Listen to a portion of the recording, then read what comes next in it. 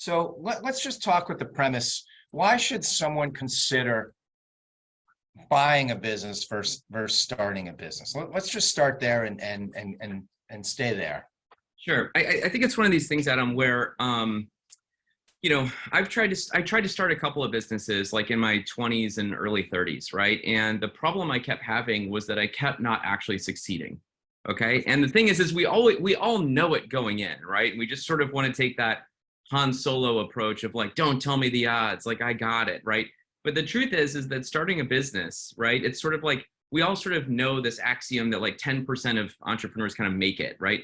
When I talk to entrepreneurs, they actually believe the number's a lot lower. Okay. But it wasn't until later when I was like reading Scaling Up and engaging with a lot of the work by Vern Harnish that I started having this understanding, this realization that 96% of companies in the United States actually never exceed $1 million in revenue. So like while I was in business school, I would completely ignore these little tiny companies that were $1 million in revenue. And I started realizing like, wait a minute. So what you're telling me is 10% of startups succeed.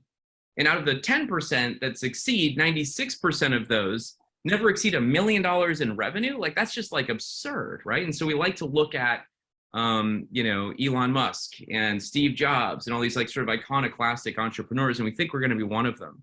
And sometimes people are. Sometimes it works out.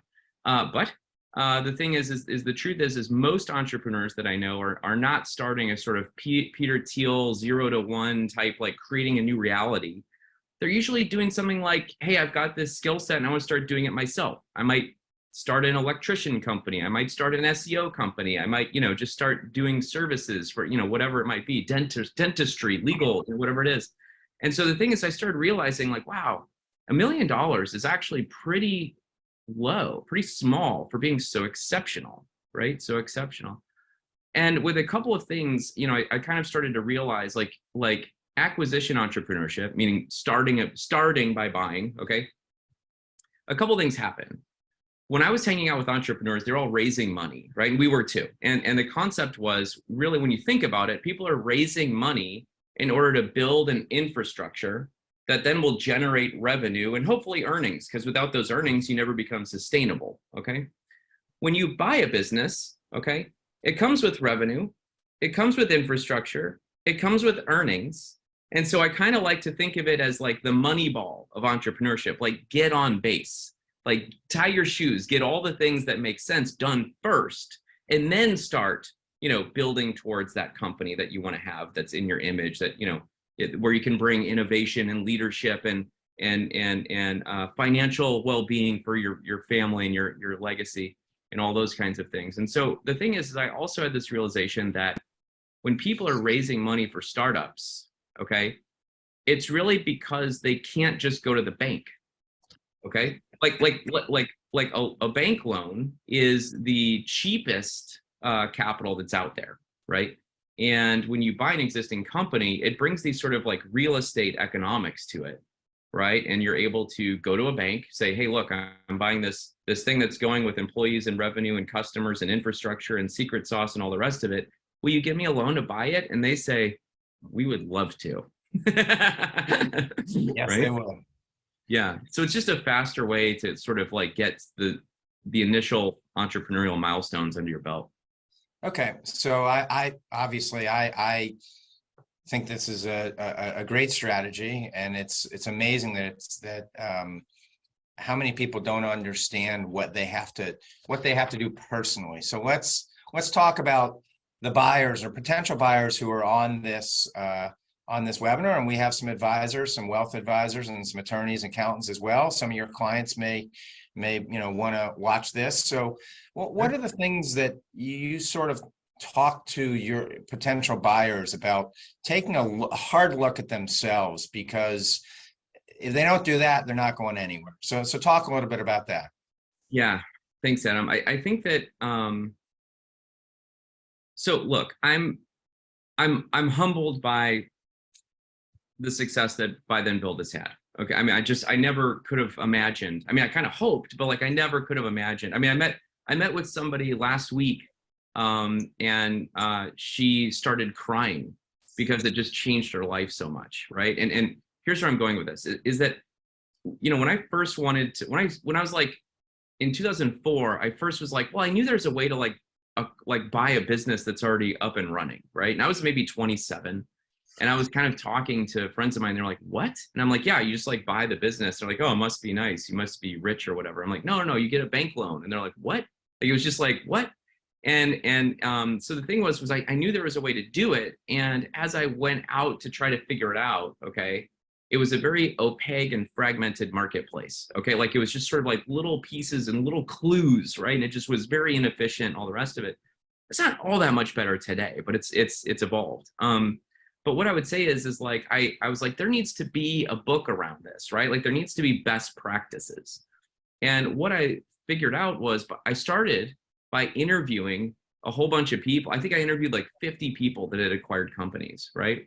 And it was one of these things where every time I would ask them a question, they would say things like, oh, well, like I'd be like, what kind of business are you looking for? And they're like, oh, I was just looking for the same thing everybody else is looking for. I was looking for, and then they would say something completely different, right? And so everyone had these different things, and it was very like, every situation was very anecdotal, right? And like there was no best practice. And so I started realizing, okay, wait a minute, maybe instead of creating like a guide of best practices, maybe what this really needs is sort of like frameworks, okay? And so when I started talking to brokers, okay, especially for myself, they always said, okay, what's your background? What kind of thing have you done in the past? And let me just apply that to what I think you want to buy, right? And then typically what would happen, Adam, is that they would then start sending me all these things that looked like the industry I had come from, which was not at all what I was looking for, right? Like what I was looking for was the opportunity that I could impact, okay? And I didn't care if it was, I really didn't care if it was manufacturing or distribution, even a service company, right? What I wanted was an opportunity that I could leverage my skill set and grow the business. That's what I wanted, a culture that matched me. So it's all of these soft things that actually identify the target. And so I ended up wasting a lot of brokers' time because they thought I wanted something that looked like I just come from, okay? And they were defining it by industry and maybe even size, which I was like, why are you, like, I can get the money if like, and so I felt like it wasn't quite there. And so what I realized was, wait a minute, when you are looking for a business to buy, okay, when you're a searcher, you are a CEO already.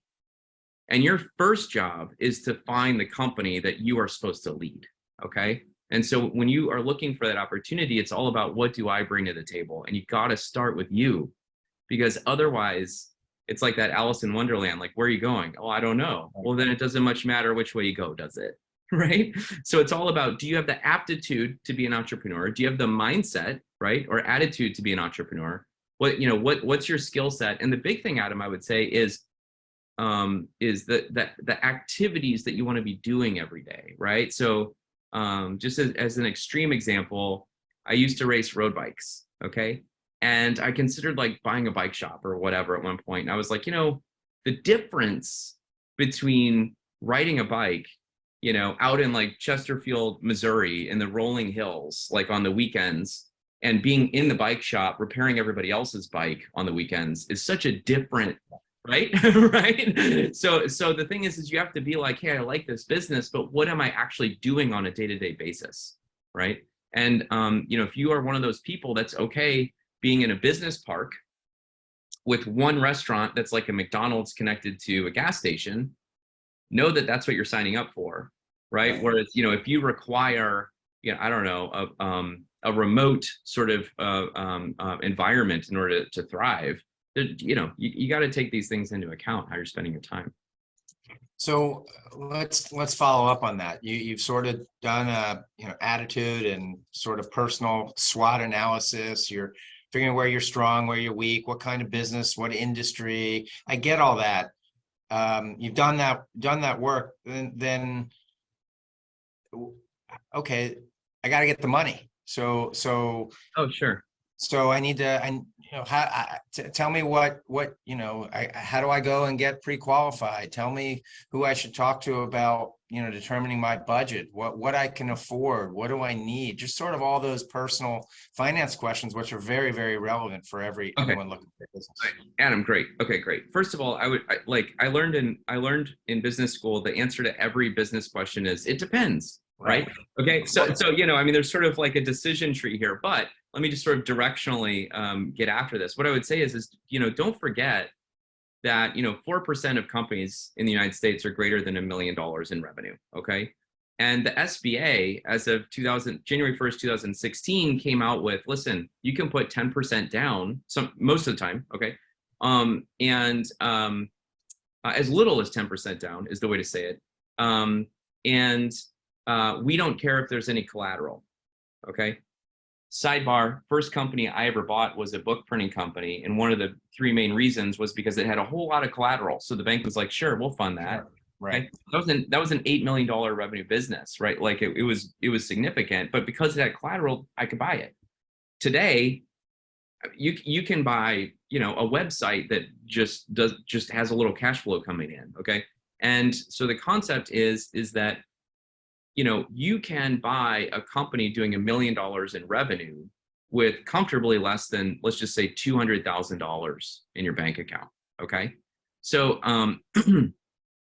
so the concept is that when you're buying companies between $1 and $5 million in transactional value, okay, the single best source of funding today that I have found is through the Small Business Administration loans. Okay. Right. And they are a separate entity within the government that is actually sustainable and profitable on their own. Okay, which is great. It does take a while. It's sort of like getting a bank loan from the post office. Like it's a government institution, right? And there's like just like checking boxes and doing all the things. And by the way, you're not getting a loan from the SBA. You're getting it from a lender, and the SBA is acting as your collateral. Really, okay, is what's going on. So what you want to do is step one, get your personal financial statement or personal balance sheet, polished up so that you have a sense of, you can communicate effectively what your financial situation is.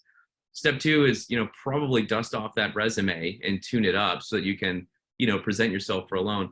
And number three, I'm sorry, I don't mean this to be a pitch, but go read, buy, then build, figure out your target statement so you can communicate to a bank what you're looking for. Okay. And then say, hey, I'm trying to get pre-qualified so that when I go in and talk to Adam and say, hey, look, I'm looking for a business, Adam, and here's my resume, here's my PFS, and here's my pre-qualification letter from the SBA. In fact, if you have that pre-qual letter, I probably don't even need to show you my personal financial statements. That's all you care about. Do I have access to the money to close on something, right? And you can borrow up to $5 million from the SBA.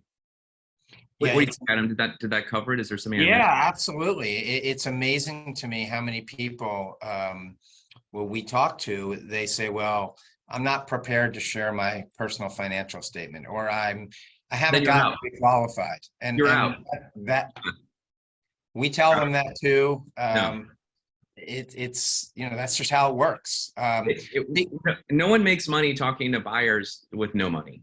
And correct. So the first thing you have to do is say, like, hey, you're about to show me a whole bunch of confidential information. And so I need to show you that I'm capable. If I make a decision to move forward on this, I am capable to actually execute. That's what you need to communicate, frankly, in your first call with a broker, right? Or even in your first email. Like, that's the thing, because that's the thing that moves you forward. Like, I mean, Adam, I don't know how you are, but I feel like here's the thing.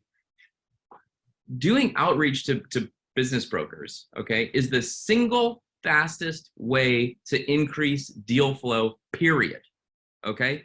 Even if you are stuck on this idea of not using a broker and like doing a deal outside. Okay. The thing is that when you own a business, okay, it will be, just statistically, the single most valuable thing that you own, and 50% of the financial reward is going to come on the day that you sell.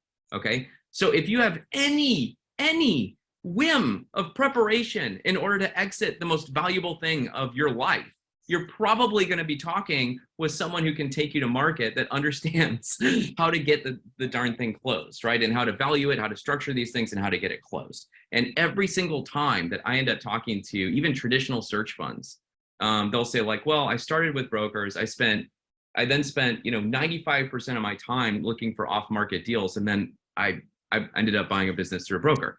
Get the deal from the brokers, right? Fill your inbox. And all you want to do is reach out to Adam, reach out to Quiet Light, which is the firm I work with. And then, all the brokers in your area, all the ones looking for, whatever, and say, listen, I'm SBA pre-qualified. I'm ready to go. I'm looking for a deal. I'm ready. I have conviction. I want to close in the next 6 months. Boom. Even if you're just saying these things, you're getting on our email list because we know you're for real. And we're going to start filling your inbox as these deals come in, and it'll give you something to work on, right? Correct. There's kind of an academic exercise to like just looking at deals and like getting comfortable with like, do I like this or not? Yeah, no, you're 100% right. What I have to tell buyers is this is not like going into Walmart and going down aisle 6 and just pulling off, milk and going to pay for it. Like, this is a bit of a treasure hunt. And if you came in and said, hey, I want to buy an HVAC business, we may come up with 2 or 3 or 4, and you may reject all of them. So you have to be a little open-minded to what you want.